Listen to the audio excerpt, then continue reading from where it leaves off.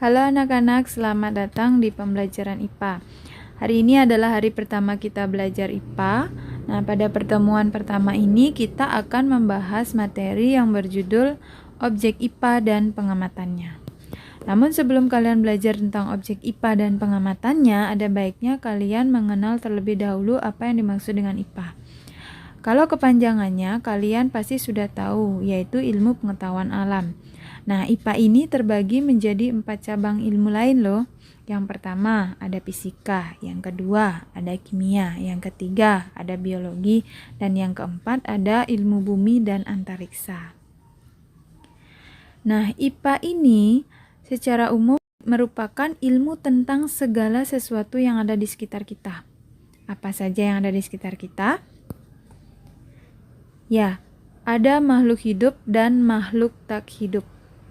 Makhluk hidup itu contohnya misalkan ada manusia, ada hewan, dan ada tumbuh-tumbuhan. Sedangkan makhluk tak hidup contohnya ada batu, kemudian ada air, dan ada tanah. Nah, untuk mempelajari segala sesuatu yang ada di sekitar kita, maka kalian perlu melakukan kegiatan yang disebut dengan penyelidikan IPA. Dalam melakukan penyelidikan IPA, ada 3 langkah utama yang harus kalian lakukan, yang disebut dengan 3M. Kira-kira apa saja itu? Yang pertama, mengamati.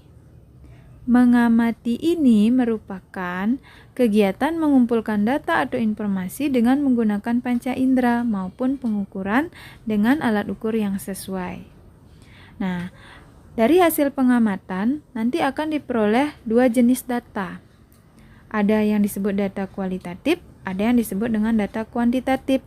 Data kualitatif ini biasanya tidak dituliskan dalam bentuk angka, sedangkan data kuantitatif biasanya dituliskan dalam bentuk angka. Nah, contoh misalkan kalian mengamati salah satu teman kalian. Dari hasil pengamatan, kalian memperoleh data bahwa teman kalian itu parasnya cantik, kulitnya halus, rambutnya hitam, baunya wangi, kemudian tingginya 150 cm, dan suhu tubuhnya 36 derajat Celcius. Dari data-data yang kalian peroleh, seperti misalkan kulit halus, paras cantik, bau wangi, rambut hitam, itu merupakan data kualitatif. Kenapa? Karena data-data tersebut tidak bisa kalian tuliskan dalam bentuk angka. Sedangkan tinggi suhu tubuh itu merupakan data kuantitatif. Kenapa disebut data kuantitatif? Karena tinggi dan suhu tubuh bisa kalian ukur dan kalian tuliskan dalam bentuk angka. Bagaimana, bisa dipahami kan? Selanjutnya langkah yang kedua. Langkah yang kedua adalah membuat inferensi. Membuat inferensi ini merupakan kegiatan merumuskan penjelasan berdasarkan pengamatan yang sudah kalian lakukan. Dan langkah yang terakhir atau yang ketiga adalah mengomunikasikan. Mengomunikasikan ini merupakan kegiatan menyampaikan hasil temuan kepada orang lain baik secara lisan maupun tulisan. Nah, data yang dihasilkan ini bisa kalian sampaikan dalam bentuk tabel, bagan, grafik, maupun gambar-gambar lain yang relevan. Selanjutnya, apa sih kegunaan belajar IPA? Setelah kalian belajar IPA, maka kalian akan mampu memahami berbagai hal di sekitar kita, menyelesaikan masalah, berpikir logis dan sistematis, serta meningkatkan kualitas hidup. Nah, kemudian kita lanjut ke pembahasan selanjutnya, yaitu tentang objek IPA. Apa saja objek yang dipelajari dalam IPA? Objek yang dipelajari dalam IPA itu adalah seluruh benda di alam dengan segala interaksinya. Ada 2 jenis, yaitu benda renik atau sangat kecil, contohnya adalah bakteri dan virus. Kemudian ada benda yang sangat besar atau luas, itu contohnya lautan dan jagat raya. Oke, pembahasan selanjutnya adalah pengukuran sebagai bagian dari pengamatan. Pernahkah kalian melakukan kegiatan ini? Jika kalian pernah melakukannya, berarti kalian pernah melakukan kegiatan mengukur. Nah, apakah yang dimaksud dengan pengukuran? Pengukuran itu merupakan kegiatan membandingkan suatu besaran yang diukur dengan besaran sejenis yang dipakai sebagai satuan. Misalnya, kita ambil contoh, kalian ingin melakukan pengukuran panjang meja dengan menggunakan penggaris. Artinya, kalian harus membandingkan panjang meja dengan panjang penggaris, di mana penggaris itu digunakan sebagai satuan dalam pengukuran. Nah, kalau berkaitan dengan pengukuran berarti ada hubungannya dengan besaran dan satuan. Nah, besaran itu merupakan segala sesuatu yang dapat diukur dan dinyatakan dengan angka. Sedangkan satuan itu merupakan pembanding dalam suatu pengukuran. Kita ambil contoh misalkan, tinggi badan Agung 155 cm.